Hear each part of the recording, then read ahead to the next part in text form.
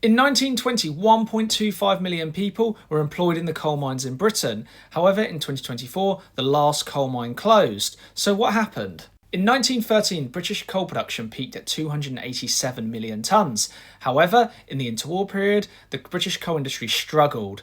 And this was because of a poor economy, there wasn't much demand there, meaning there didn't mean as many coal miners. The gold standard impacted the coal miners because they wasn't exporting as much coal because British exports were more expensive.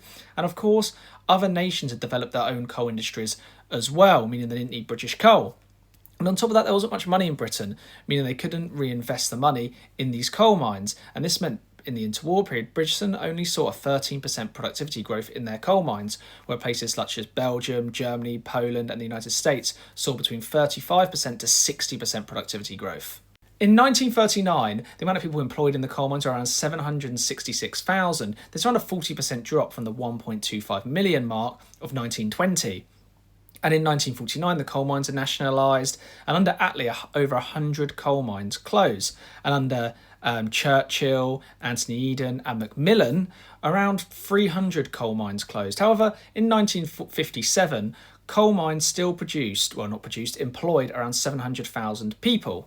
In 1982, there were around 207,000 people employed in the coal mines, so there's a massive drop from the 1957 figures. And the reason for this was because in the 1960s, you get large-scale mine closures in South Wales and around the Durham area, and this is mainly because their mines aren't as deep, and a lot of the deeper mines are around the Yorkshire area and, of course, in the Midlands. The Prime Minister who closed the most mines in post-war Britain was actually a Labour Prime Minister, Harold Wilson, who had his tenure between 1964 to 1970 and then 1974 to 1977. The reason coal miners struggled in the late 50s, 60s and 70s were, of course, new competition from gas, oil, nuclear energy, and, of course, technological advancements. They just didn't get enough investment to improve the productivity rates. And on top of that, Britain's slowly opening up to international markets more.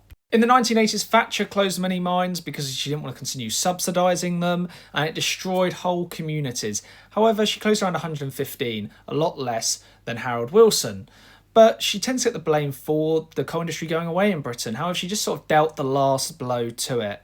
And after the 1980s, the coal industry continued to decline. And these communities where these coal industries were, they've never really recovered. And it's very upsetting, really.